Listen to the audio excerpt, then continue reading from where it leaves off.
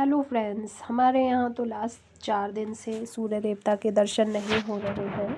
बारिश भी हुई थी परसों और बहुत ठंड है। सभी पौधों की ग्रोथ बिल्कुल रुक चुकी है और गुलदाउदी के अब सभी फूल धीरे धीरे मुरझाने लगे हैं। तो अभी हमको क्या केयर करनी है कि दोबारा से फरवरी में सब पौधे फूलों से भर जाएं। तो उसके लिए एकदम बिल्कुल भी इंतज़ार ना कीजिए। जैसे ही फूल हल्के से मुरझाने शुरू हों उनको कट कर दीजिए, मतलब डेड हेडिंग कर दीजिए। बहुत ज़रूरी है नई ग्रोथ के लिए। तो आपका प्लांट और बुशी भी बनेगा और फिर से इसमें फूल भी खिलेंगे। गुलदाउदी एक परमानेंट पौधा है और हर सीज़न में जाड़ों के टाइम में इनमें 2 बार फूल खिलते हैं।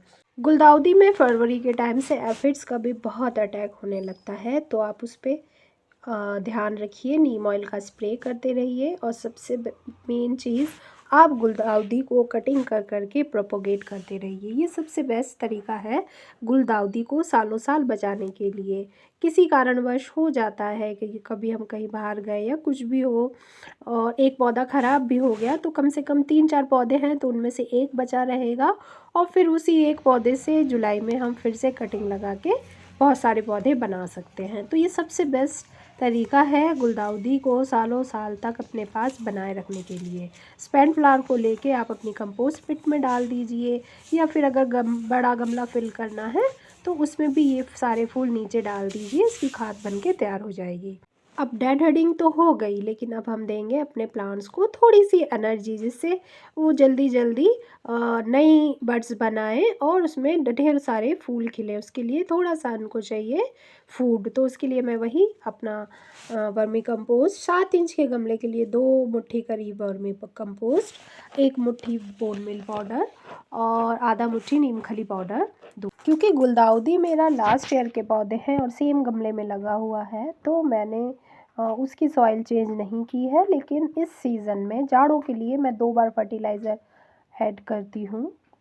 1 अक्टूबर में मैंने ऐड किया था, तो उसके बाद जब फ्लावरिंग हो चुकी है और अब फिर से जब मैं फ्लावर्स कट कर रही हूँ तो अब दे रही हूँ। और फिर बड्स बनने तक और फूल खिलने तक फिर जब लिक्विड फर्टिलाइज़र जो देते हैं वो मैं हर 15 से 20 दिन में जैसे अपने पौधों को देती हूँ वो लिक्विड फर्टिलाइज़र दूंगी। लेकिन एक बार जब सारे फूल खिल जाएंगे दोबारा से फिर इसमें कोई भी मैं फर्टिलाइज़र ऐड नहीं करूँगी।